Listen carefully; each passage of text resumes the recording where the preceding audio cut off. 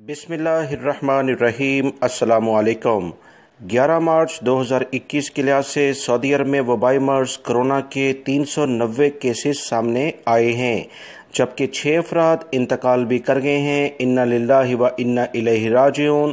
267 یعنی 267 افراد صحتیاب ہو کے اپنے گھروں کو بھی روانہ ہو گئے ہیں۔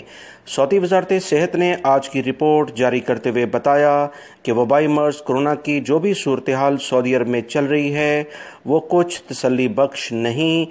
تمام تر احتیاطی تدابیر کرنے کے باوجود 390 کے قریب یہ کیسز آنا تشویش کی بات ہے۔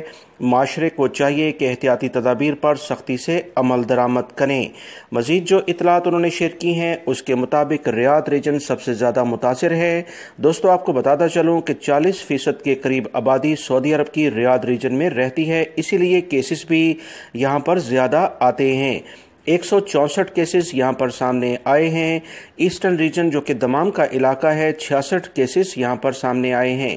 مکہ المکرمہ ریجن جس میں جدہ بھی شامل ہے، 48 کیسز ہیں۔ ناردرن بارڈر شمالی حدود کے جو علاقے ہیں، 30 کیسز یہاں پر سامنے آئے ہیں۔ 29 کیسز مدینہ منورہ ریجن میں ہیں۔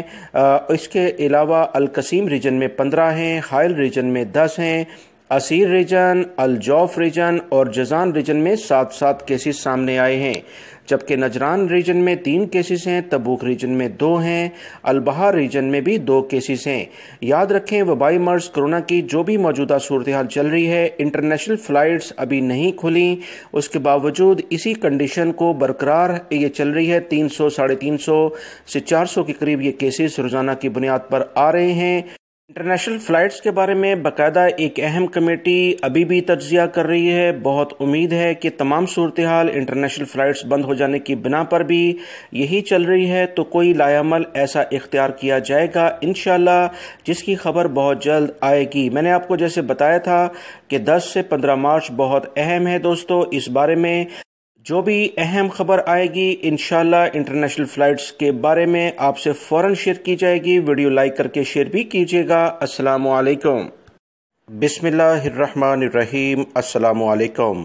11 مارچ 2021 کے لحاظ سے سعودی عرب میں وبائی مرض کرونا کے 390